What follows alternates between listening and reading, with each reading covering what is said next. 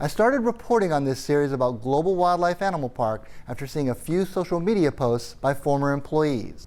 Well, those comments quickly generated hundreds of responses about animals being hurt or neglected at the popular wildlife attraction. Before long, more former employees joined in, and so did visitors who had seen gruesome accidents. Just last week, a new Facebook group was formed, Global Wildlife Horrific Encounters. But among the hundreds of posts, a few employees made accusations of a different nature. Specific accusations against Global Wildlife founder Ken Matherne. He has grabbed me, he has shoved his tongue down my throat, completely unwarranted, completely unwanted. In this era of the Me Too movement, many women who felt they were sexually harassed or violated are coming forward with their stories, sometimes after years of silence, sometimes encouraged by strength in numbers. Both of those were factors in women speaking to WWL-TV about Matherne. In order to get your Christmas bonus, before he would hand you the check, you would have to give him a kiss. What kind of kiss? On the lips.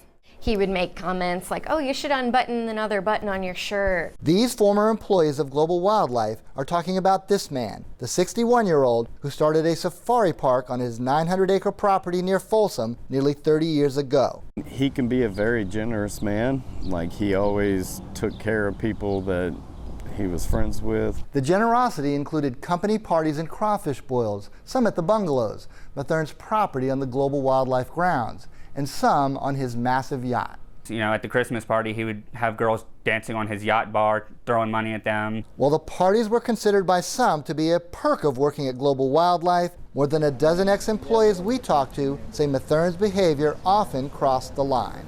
I mean, what sort of maybe physical contact, unwanted physical contact did you see? Oh, quite a bit. I mean, him groping, kissing, grabbing. One instance from a bungalow's pool party back in 2013 generated this 2019 police complaint about Matherne to the Tangipahoa Sheriff's Office. I have been groped. He has pulled the string on my bikini top at the crawfish boil in 2013 and exposed myself to at least 24 people. No official action has been taken since the filing of the complaint, which the Sheriff's Office declined to discuss. Matherne and the management at Global Wildlife also wouldn't talk about it. But Sarah Ellzey and her husband Russell said they decided to come forward after years of silence because the episode still haunts them.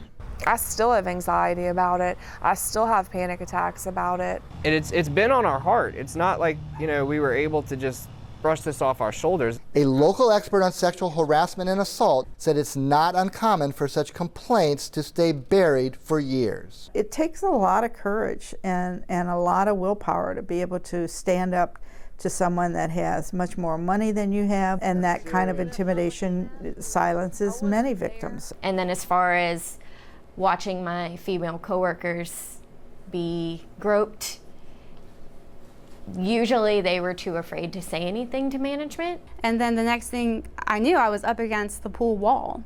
And he kind of had me pinned against the wall and was trying to touch me in very inappropriate places. Carissa Goya said she felt there was nobody at Global Wildlife to turn to.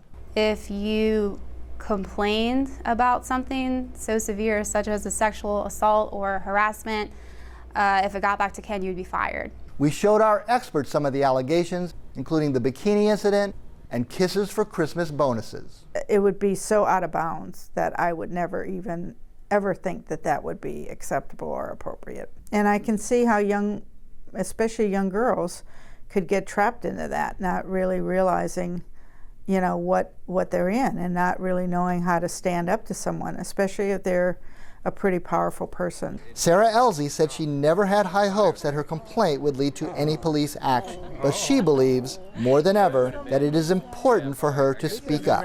I'm disgusted. The only reason I've come forward is I don't want this to keep happening.